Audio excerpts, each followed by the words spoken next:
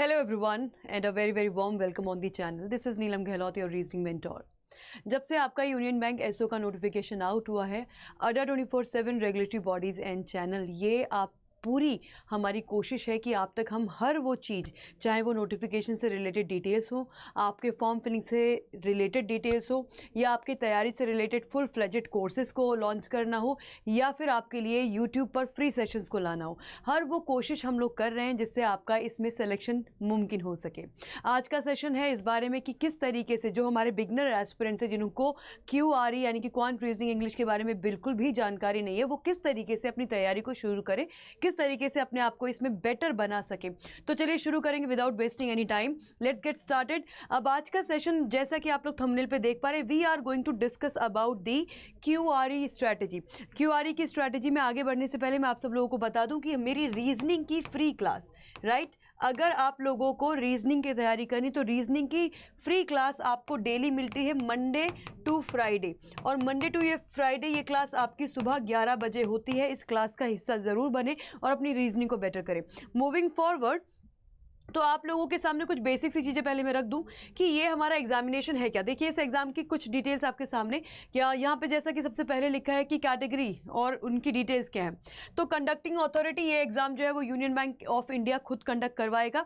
Then recruitment type जो होगा ये स्पेशलिस्ट ऑफिसर के लिए है, जिसके अंदर आपको जो पोस्ट डेजिग्नेशन जो मिलेगा वो मिलेगा असिस्टेंट मैनेजर का। असिस्टेंट मैनेजर के अंदर यहाँ पे 2 पोस्ट निकाली गई हैं, एक IT के लिए और एक क्रेडिट ऑफिसर के लिए। तो 2 तरीके के एलिजिबल कैंडिडेट्स इस फॉर्म को फिल कर पाएंगे। वन, जिन्होंने ग्रेजुएशन में या पोस्ट ग्रेजुएशन में अपना IT से रिलेटेड कुछ किया, और दूसरे जिन्होंने ग्रेजुएशन या पोस्ट ग्रेजुएशन में क्रेडिट से रिलेटेड कुछ किया या फाइनेंस से रिलेटेड कुछ किया as per the eligibility criteria. Moving on, यहाँ पे जो आपकी एज क्राइटेरिया वो 22 से 30 साल मैक्सिमम हो सकता है। ये है अनरिजर्व्ड कैटेगरी का। बाकी हमारी अन्य कैटेगरी जो रिजर्व्ड हैं, जैसे कि SC ST OBC और साथ में PWBD कैंडिडेट, इन सबके जो रिलैक्सेशन अन्य जॉब में दिए जाते हैं वो यहाँ पर भी आपके एप्लीकेबल हैं। मूविंग ऑन, एग्जाम अगर आपका होता है तो वो ऑनलाइन एग्जामिनेशन होगा, फॉर्म फिलिंग भी आपको ऑनलाइन ही करनी है। सिलेक्शन प्रोसेस में फिलहाल आपके लिए यहाँ पे जो है आपका ऑनलाइन टेस्ट होगा, ग्रुप डिस्कशन हो सकता है और साथ में होगा आपका interview. Moving on to the next, ये है आपका इसका फॉर्म फिल करने के लिए आप इस वेबसाइट पे जाइए, वहां से जाके आप अपना फॉर्म फिल कर सकते हैं। ये इसकी ऑफिशियल वेबसाइट है। फॉर्म को फिल करने की आखिरी डेट जो है वो है आपकी 20 मई, यानी कि फॉर्म फिल करने की जो लास्ट डेट है वो है 20 मई। इसके आगे ये 2 पोस्ट निकाली गई है, एक असिस्टेंट मैनेजर क्रेडिट में है, एक असिस्टेंट मैनेजर IT में है, और दोनों की 250 वैकेंसी है। टोटल वैकेंसी आपके पास है 500। क्या नंबर ऑफ वैकेंसी आपका कम है? मैं बोलूँगी नंबर ऑफ वैकेंसी बिल्कुल एप्ट है। जनरली आपकी कम ही वैकेंसी निकाली जाती है, यहाँ पे आपके पास फिर भी एक अच्छा खासा नंबर है। तो आई थिंक ये एक हमारे लिए मोटिवेशन का काम करना चाहिए फॉर्म को फिल करने के लिए, राइट। आगे बढ़ते हैं। इसके साथ साथ मैं आगे बढ़ूँ तो दूसरी जानकारी है आपके एग्जाम पैटर्न से रिलेटेड। ये है आपका एग्जाम पैटर्न। आज इसी के बारे में हम चर्चा करने वाले, इसी के बारे में हम डिस्कशन करने वाले कि QRE यानी कि क्वांट रीजनिंग इंग्लिश के सेक्शन को किस तरह से प्रिपेयर किया जाए। देखो, आपका पार्ट 1 है और पार्ट 2। PNB SO का पेपर भी कुछ ऐसा ही आया था। PNB SO के पेपर में यहाँ 75 क्वेश्चंस ना होके 50 क्वेश्चन थे, और यहाँ पे 150 नंबर ना होके 100 नंबर थे। हालांकि उसमें भी आपके एक क्वेश्चन पे 2 नंबर कैरी किए जा रहे थे, यहाँ पर भी वैसा है। अब ये जो एक बड़ा डिफरेंस है PNB SO के पेपर में और हमारे इस यूनियन बैंक के SO के पेपर में, कि अगर ये ऑनलाइन एग्जामिनेशन हमारा होता है तो उसमें ये पार्ट 1 और पार्ट 2 ऐसा नहीं कि केवल पार्ट 1 को क्वालिफाई करना है, क्योंकि जो आपका सिलेक्शन होगा, लेट मी शो यू। पहले एक बार इसको स्टडी कर लेते हैं, इसको समझ लेते हैं, उसके बाद मैं आपको एक और स्लाइड दिखाऊंगी जो एक बड़ा डिफरेंस क्रिएट करता है हमारे इस एग्जाम में और PNB SO में। वो क्या है वो देखते हैं। तो क्वांट आने वाला, रीजनिंग आने वाली, इंग्लिश आने वाली, 25-25 क्वेश्चन, 25-25 मार्क्स के हैं। टाइम आपको मिलेगा 75 मिनट, यानी कि इन 75 मिनट में आपको ये 25 + 25 + 25, ये 75 क्वेश्चंस आपको 75 मिनट्स में करने हैं, जिसमें क्वांट, रीजनिंग और इंग्लिश के एरिया आएंगे।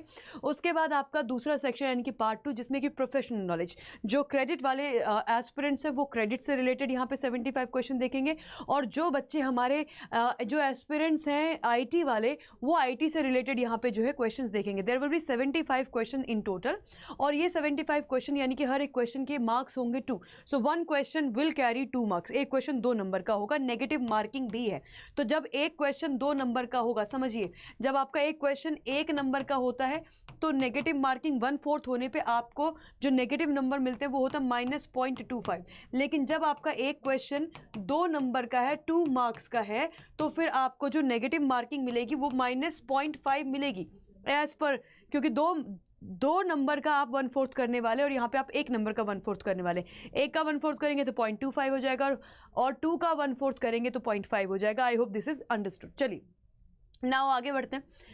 अब तो प्रोफेशनल और पार्ट 2 मेरा प्रोफेशनल नॉलेज है, जिसमें आपके 75 क्वेश्चन 150 नंबर के हैं।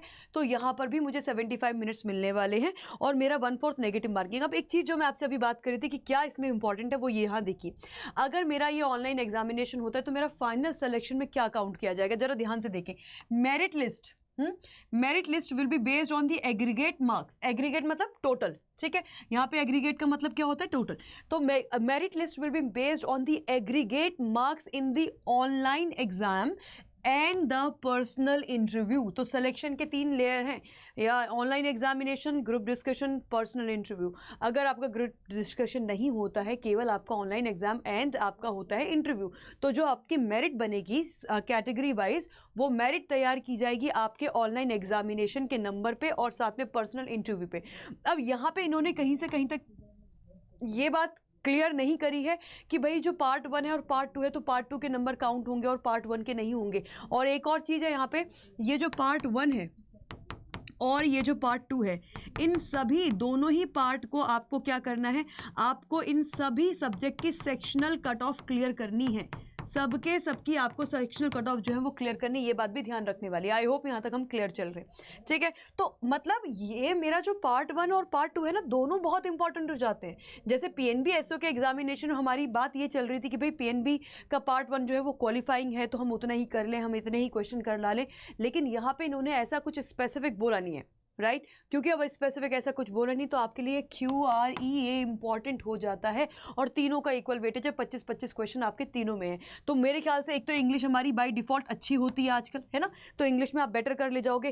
क्वांट और रीजनिंग में आपको अपना चॉइस ऑफ सब्जेक्ट निकालना है, वो सब्जेक्ट बेटर करना है जिसमें आप ऑलरेडी बहुत बेटर हैं। यानी कि अगर कंपेरेटिवली अगर क्वांट रीजनिंग में आपकी रीजनिंग अच्छी है तो रीजनिंग पर थोड़ा और ध्यान दीजिए, और क्वांट में इतना ध्यान तो देना ही पड़ेगा कि उसके सेक्शनल कट ऑफ क्लियर हो जाए। So you have to make your own strategy. अब आते हैं QRE पे। अब QRE में जो दूसरी बात हमें समझनी है कि भाई स्ट्रैटेजी क्या रहेगी, कैसे, how do we prepare for this QRE। तो QRE को समझने के लिए स्ट्रैटेजी कहाँ से निकलेगी, स्ट्रैटेजी निकलेगी आपकी सिलेबस से, ठीक है। उस सिलेबस को कैसे कवर करना है ना, कैसे कवर करना है, कैसे उसको हमें प्रैक्टिस करना है, और प्रैक्टिस करने के बाद कैसे हमें उसमें स्पीड बढ़ानी है, कैसे हमें उसमें अपनी एक्यूरेसी लेकर आनी है, यहाँ पे होगी आपकी स्ट्रैटेजी। क्योंकि स्ट्रैटेजी का मतलब है यही तो मतलब है स्ट्रैटेजी का कि सारा टॉपिक हम कैसे कवर कर ले जाएं, फिर उसकी प्रैक्टिस कैसे कर ले जाएं, फिर उसमें स्पीड कैसे बढ़ाएं, फिर उसमें एक्यूरेसी कैसे लेकर आएं। क्योंकि बिना एक्यूरेसी के स्पीड का कोई मतलब नहीं है ना, और एक्यूरेसी है लेकिन स्पीड नहीं है तो उसका भी बहुत ज़्यादा मतलब नहीं। हालांकि एक्यूरेसी और स्पीड में जो गेम विनर है वो है आपकी एक्यूरेसी, पहले एक्यूरेसी बाद में स्पीड आती है, राइट। तो ये बात हम जानते हैं। चलिए अब आगे बढ़ते हैं, तो एक एक करके जरा थोड़ा इसके इंपॉर्टेंट टॉपिक को, सब्जेक्ट को समझते हैं, रीजनिंग के सिलेबस को समझते हैं, रीजनिंग क्वांट इंग्लिश तीनों के सिलेबस को समझेंगे, उन एरियाज को भी समझेंगे जो एरियाज हमारे लिए बेहद इंपॉर्टेंट है। तो आइए पहले रीजनिंग की बात करते हैं। रीजनिंग में alphabet test, alphanumeric series, coding, inequalities, directions, blood relations, syllogisms, critical reasoning, seating, puzzles, input output, data sufficiency, इन सारे टॉपिक्स में अगर मैं बात करूं तो कुछ टॉपिक है जो आपके क्या कहलाते हैं, मिसलेनियस। ये टॉपिक है आपका मिसलेनियस, ठीक है। क्या इस एरिया को मुझे बहुत ज़्यादा प्रिपेयर करने की ज़रूरत है? मेरे ख्याल से यहाँ पे आपको एक बेसिक प्रैक्टिस लगेगी और आपका ये एरिया बेटर हो सकता है, ठीक है। देन आता है स्लॉग्स। इस स्लॉग्स को आप अच्छे से प्रिपेयर करिएगा क्योंकि यहाँ से आपको 2 से 4 क्वेश्चन मिल सकते हैं और ये कहीं ना कहीं आपके लिए कम टाइम में ज़्यादा नंबर वाला टॉपिक साबित होगा, स्लॉग्स, ठीक है। तो इसको आपको अच्छे से प्रिपेयर करना है।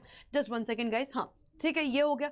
फिर आता है आपका क्रिटिकल रीजनिंग। मैं बोलूंगी कि इसको प्रिपेयर करने की आपको अभी के लिए कोई जरूरत है, इसको साइड कर सकते हो, बड़े प्यार से कर सकते हो। क्यों? क्योंकि इससे ज़्यादा से ज़्यादा 5 क्वेश्चन आ भी गए या 3 से 4 क्वेश्चन आ भी गए। ये एरिया बहुत ज़्यादा प्रैक्टिस डिमांड करता है, बहुत ज़्यादा इसमें क्लैरिटी होनी चाहिए, क्योंकि यहाँ पे आंसर गलत ज़्यादा हो जाते हैं सही होने के मुकाबले। तो मैं बोलूँगी इसको साइड ही कर दो। आपके पास बहुत कुछ और है जहाँ पे आप प्रिपेयर कर सकते हो, तो इसको साइड कर दीजिए, कोई दिक्कत नहीं। आगे बढ़ते। अब अगला पोर्शन जो है ये वाला एरिया, सीटिंग अरेंजमेंट और पजल्स, इसको मैं बोल्ड में लिखूंगी कि इसको आपको हाईली प्रैक्टिस करना है। क्यों?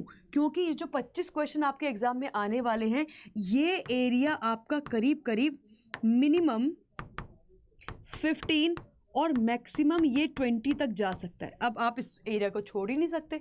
आपके पास एक ही उपाय है, एक ही सॉल्यूशन है कि आपको एज मच एज पॉसिबल आप इसकी प्रैक्टिस कर ले जाएं, सीटिंग अरेंजमेंट की और पजल्स की।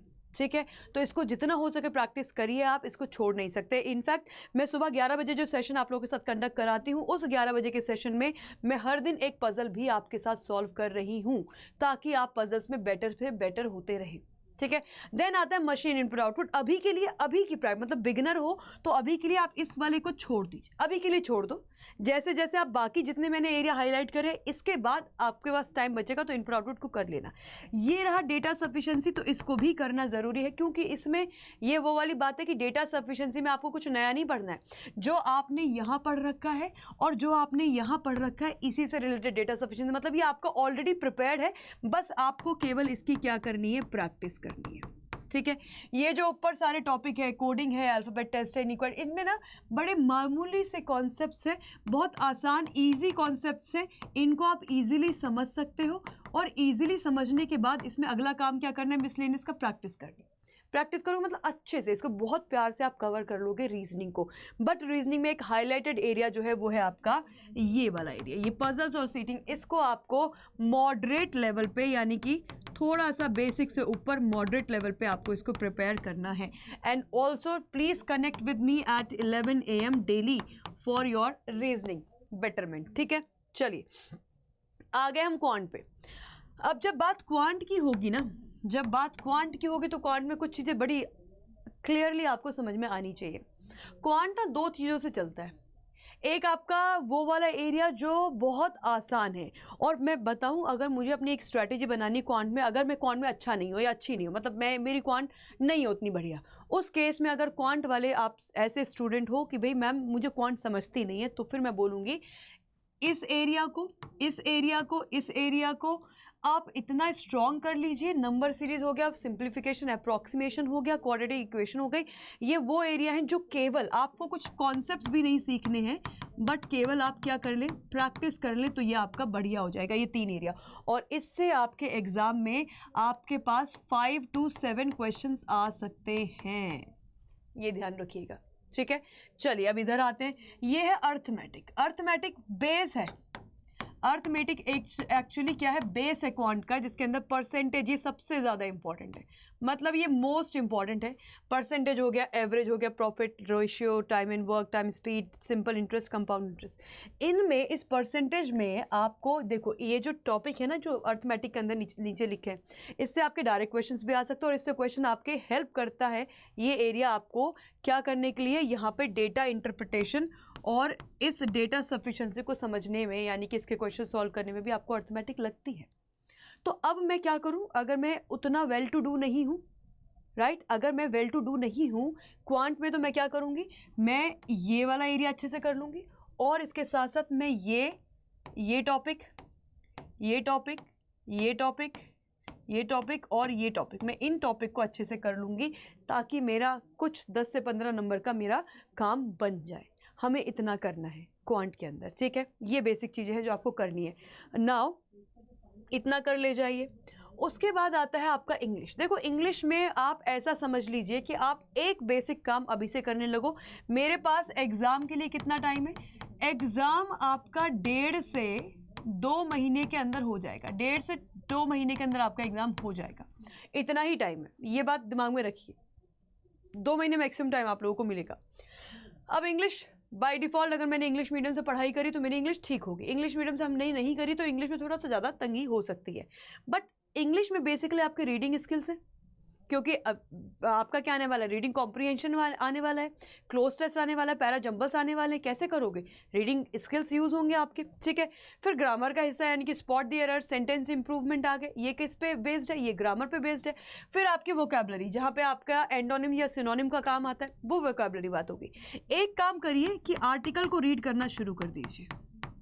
किसी भी न्यूज़पेपर का आप द हिंदू का आर्टिकल उठा लो, है ना, द हिंदू का आर्टिकल उठा लो, आप लाइव मिंट का आर्टिकल उठा लो, आप इंडियन एक्सप्रेस उठा लीजिए। मतलब मुद्दा ये है ही नहीं कि आप क्या और कहाँ से पढ़ रहे हैं, मुद्दा है कि आप पढ़ रहे हैं, दैट यू आर रीडिंग। आप कम से कम अपनी हैबिट बनाइए कि 5 से 10 लाइन्स आप डेली पढ़ रहे हैं। इससे ज़्यादा पढ़ सकते हैं, बहुत अच्छी बात है, लेकिन मिनिमम इतना रखिए। क्यों? इससे क्या क्या स्ट्रांग होगा। जब आप एक आर्टिकल पढ़ोगे, बीच में नए नए वर्ड्स आएंगे जिनके आपको मतलब नहीं पता होंगे, आप मतलब ढूंढोगे डिक्शनरी के अंदर जाके, डिक्शनरी में आपको उसके यूसेज दिखाई देंगे कि अच्छा इस शब्द को ऐसे भी इस्तेमाल किया जाता है, ऐसे भी इस्तेमाल किया जाता है। इसके एंटोनिम यानी कि इसके विपरीत अर्थ वाले शब्द भी पता चलेंगे, इसके सिनोनिम्स यानी कि इसके जैसे अर्थ वाले शब्द भी पता चलेंगे। तो आपको बहुत सारी चीज़ें पता चलेंगी एक आर्टिकल को पढ़ते हुए, आपकी वोकैबुलरी स्ट्रांग होगी। जब आप 5 से 10 लाइन डेली पढ़ेंगे तो आपको कहीं ना कहीं सेंटेंस की फॉर्मेशन पता चलेगी, कब इफ होता है, कब बट होता है, कब किस एक सेंटेंस के बाद दूसरे सेंटेंस को कनेक्ट किया जाता है। वहां से आपके क्या होंगे, रीडिंग स्किल्स जो है वो इंप्रूव होंगे। और साथ ही साथ क्योंकि आप जब सेंटेंसेस को पढ़ रहे हैं तो आप उसमें ग्रामर का यूसेज भी देख रहे हैं, और ग्रामर का यूसेज देख रहे हैं तो ऑटोमेटिकली आपकी ग्रामर जो है वो कहीं ना कहीं आप ये समझने लग जाएंगे कि कहाँ पे किस चीज़ का यूज़ कैसे किया जाता है, राइट। सो एक ये जो आर्टिकल रीडिंग है, ये एक चीज़ है जो आपकी बहुत सारी चीज़ों को ऑलमोस्ट इंग्लिश को क्या करती है, कवर करती है। At least try to do this much, ये आपको करना ज़रूरी है। देन इसके बाद ये मैंने अप्रोच बताई है बिगनर्स के लिए, ठीक है। ये मैंने अप्रोच बताई किसके लिए, बिगनर्स के लिए। अच्छा, इंग्लिश का एक बार सिलेबस देख लीजिए। स्पॉटिंग एरर्स है, सेंटेंस इंप्रूवमेंट है, सेंटेंस करेक्शन है, ये सारा आपका ग्रामर बेस्ड है। ये सारी चीज़ें आपकी क्या है, ग्रामर बेस्ड है। Then reading comprehension, cloze test, parajumbles, fill in the blanks, paragraph और सेंटेंस कंप्लीशन, ये सारा आपका रीडिंग।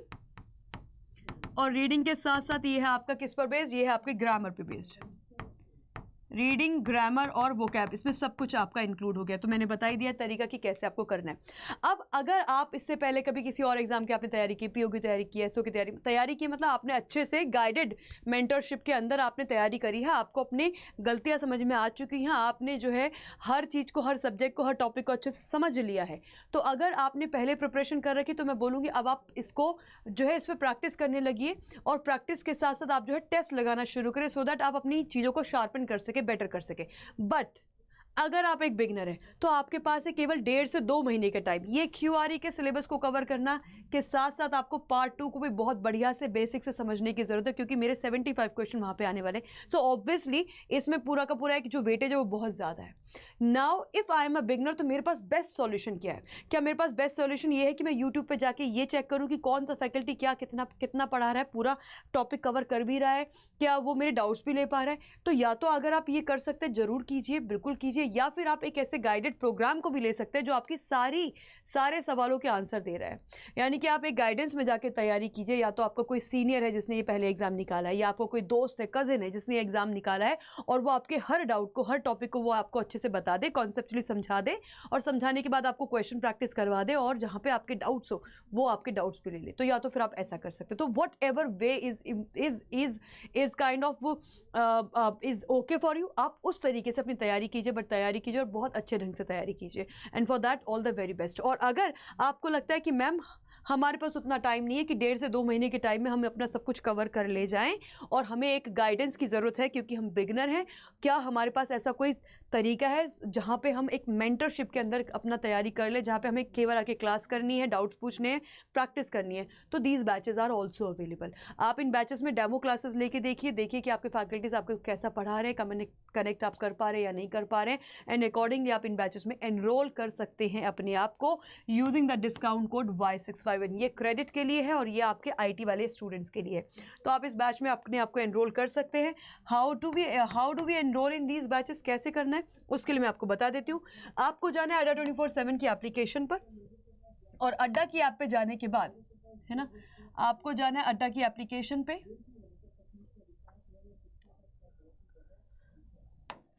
अड्डा की ऐप पे जाने के बाद आपको यहाँ पे सेलेक्ट करना है इसके अंदर चैनल, ऑल कोर्सेज़ के अंदर आप जाएंगे और ऑल कोर्सेज़ के अंदर हमें रेगुलेटरी बॉडीज़ पे चले जाना है।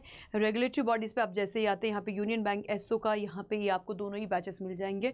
अब ये दोनों बैचेस की जो फीस आपको 2499 दिखा रहा है, ये भी फीस आपकी कम हो जाएगी। इस पर आप क्लिक करते हैं और क्लिक करने के बाद आप यहाँ पे करते हैं बाय नाउ, और बाय नाउ करने के बाद आप यहाँ पे ये जो फीस अभी आपको दिखाई दे रही है, इस फीस पे आप क्या कीजिए, यहाँ पे डिस्काउंट कोड लगा दीजिए जो आप लोगों की स्क्रीन के नीचे चल रहा है, right. If you apply this discount code Y651 and आप कर देंगे इसको अप्लाई, तो Y651 आप अप्लाई कीजिए।